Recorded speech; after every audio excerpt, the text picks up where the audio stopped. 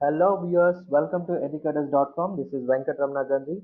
In the last session, we have discussed about what is SQL database, what is the difference between SQL and other database mechanism, and how to create a database, how to create the final statements for each and every column, and how to create when we write a create table statement.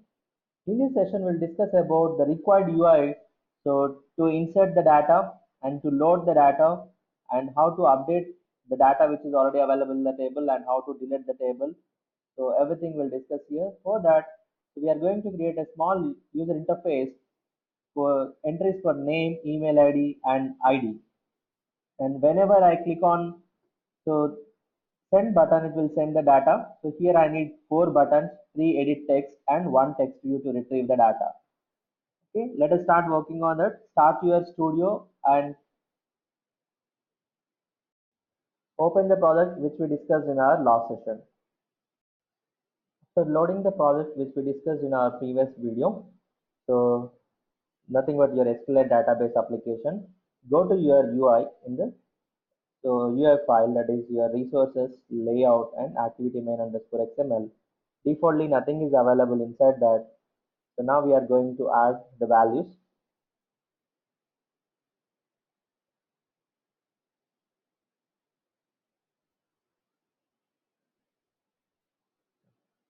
So defaultly there is a text view, but what do we require? 3 edit text and 4 buttons. So let's start with creating an edit text.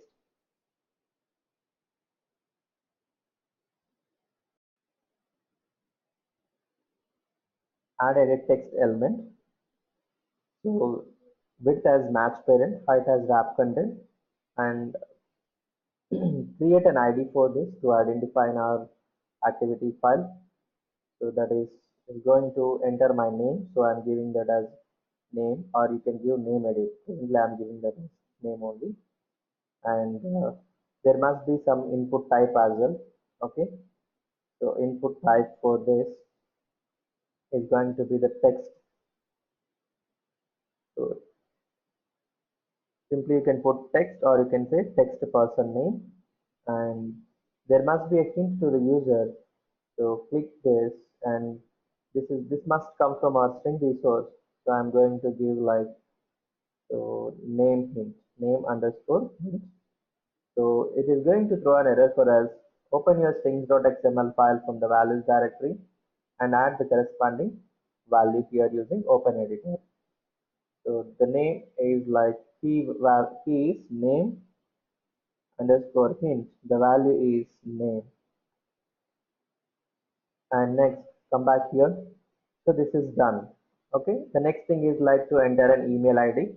So just I'm going to copy this because all the things are going to be same. So Control V, and the next one is for your email. So and the edit it is going to be like hint is going to be email hint, and this will be text email address. So now I'm going to take it as text email address, and this must be below our.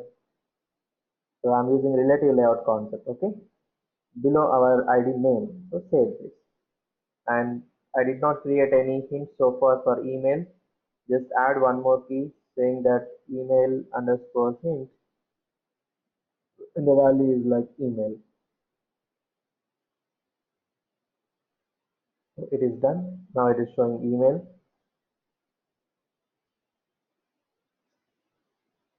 and we need buttons, of course, because if you want to enter the data, we need 4 buttons. And here itself, I'm going to create an ID because whenever you want to whenever you want to update or delete the data, we are going within column IDs. So I'm going to add one more edit text. So for entering the ID of the particular column. So simply I say call underscore ID. The string name is equals to ID hint. Go to your translator editor.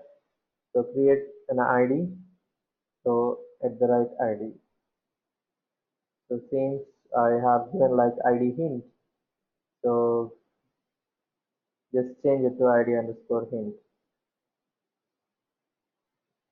Actually, you should prefix that with a hint underscore ID or something else. this must be below your email ID. Okay, that's all. Now we are done with this, and I need four buttons here. Okay, so just add buttons one after other. First, we create a button, add a button element. Width as wrap content I am taking, height is also wrap content I am going to take it as, and so I need a label for this. I'm going to set it from a string resource. So that is going to be like save the data. Just give it as save. It will throw you an error. So for this, what I'm going to do is here directly I'm going to create all the uh, values here.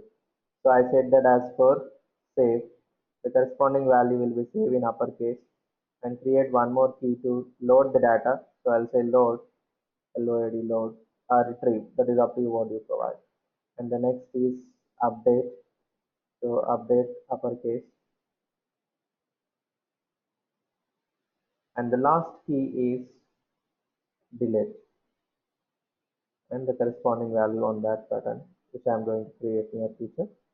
So I have got my button, but where this button must be below your ID attribute. So at the right ID, column ID, save this. Now I got my save button.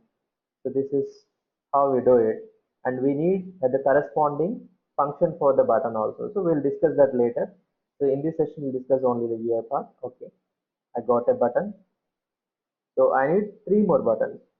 Second one, third one, fourth one. So all are going to be saved here on the same button. So I go for the second button. This is going to be load. So already I have created a load, and this must be to right side of that particular button. So to right of the first button. So I did not set any ID for that particular button. So just create an ID. So at the right place ID. So same, give it as save. This is to right of, so save at the right ID, save. Save this. Immediately you can see in the preview it has been changed, and it is going to throw an warning message like to support right to left views layout end of. So same layout to end of the same thing at the right ID says there is no warnings. This is done. Now we'll go with the same thing, like we should create an ID for this button as well, load button as well, because I'm going to set it at the right ID. So this is load, and the save is going to be the next one is like update. Okay, just string reference update, and this is to write off the same concept we use at the right load button at the right ID load. So update button has been created for us, and the same thing I should use to end off as usual, to end off the same at the right ID load.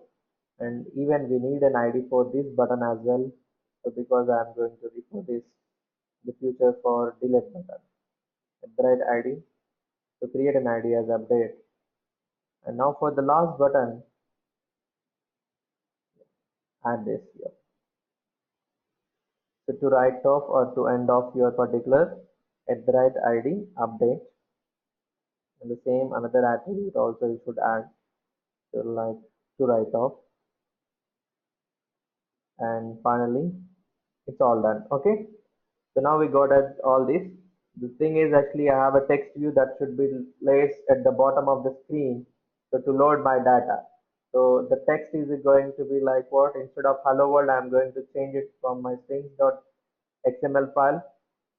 So yeah, that is, they have hard coded the data. So I'm going to see here also I'll do the same thing. Your data comes here. So whatever the data we specify, whatever we load, the data will be coming here. So this must be at the bottom of the screen. So relative layout, parent layout position. So I'll say align parent bottom. So make it true. So it has been going to be placed here, but I want the size of this data to be little more. So change your text size to 20 or 25 sp. So save this. Let us make it 20. It looks good. Save this. Okay, we got all the data is going to be displayed here. So we are done with our particular UI part. Just to check on emulator, click on run button to choose the connected device. It will take some time to load on the screen, so please wait until. So it is launching the activity now after installation.